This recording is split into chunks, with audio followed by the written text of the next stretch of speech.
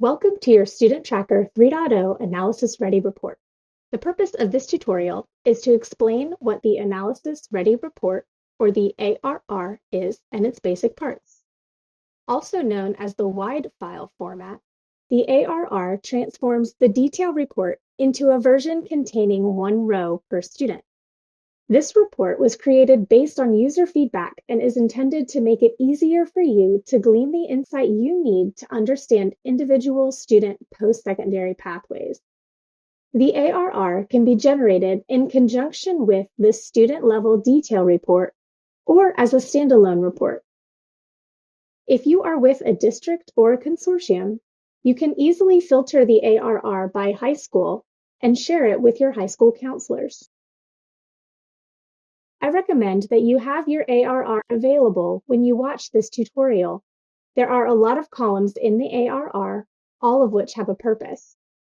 Please remember that if a student has placed a FERPA block, FERPA stands for Family Educational Rights and Privacy Act, on their post-secondary records, these records will not be included in the ARR.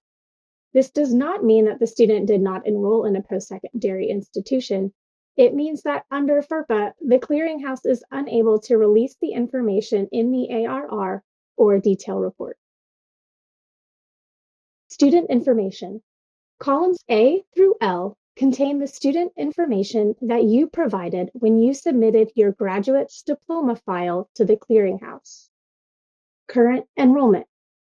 Columns M through Z display data if the student is currently enrolled in a post-secondary institution as of the date the ARR was generated.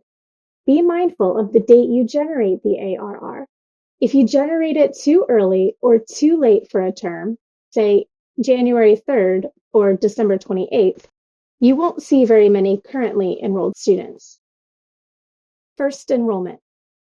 Information on first enrollment is in columns AA, AB, and AC, and indicates whether the student's first post-secondary enrollment occurred during the first fall after they graduated high school or within the first year or first 2 years after their high school graduation.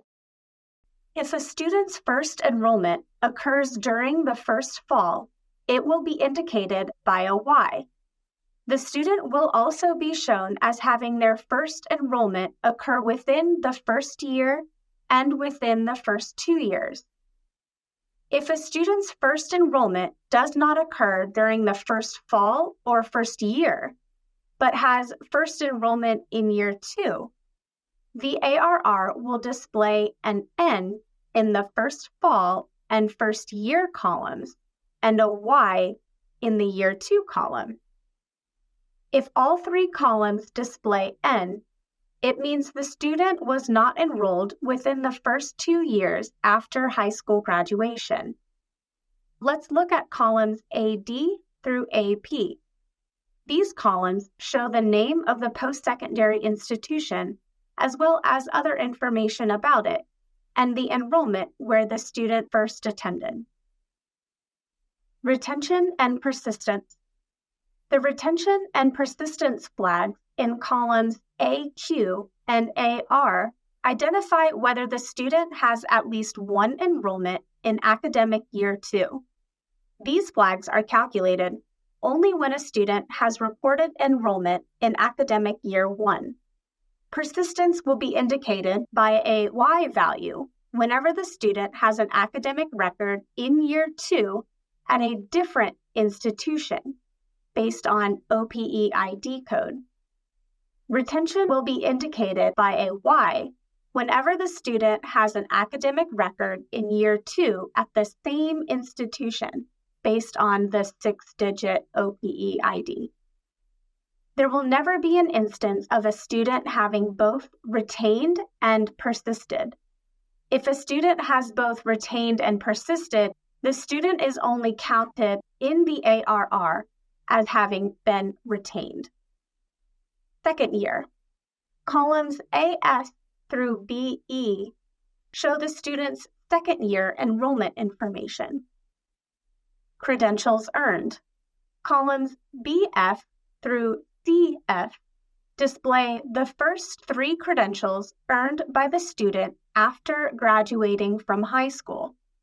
The following information is provided for each credential earned: credential level, date awarded, CIP code and major, college name, and OPE ID code. Enrollment pattern information. Columns CG, CH, and CI show the number of post-secondary institutions the student attended and provide the following information. Column CG shows the pattern of enrollment prior to first fall enrollment. The post-secondary level, 4-year, 2-year, or less than 2-year, of each institution at which the student was dual enrolled is indicated, as well as any enrollments during the summer after high school graduation. Column CH shows the pattern of enrollment as of first fall, providing insights on student mobility. The post-secondary level, 4-year, 2-year, or less than 2-year, of each institution where the student was enrolled is indicated beginning with the first fall after high school graduation.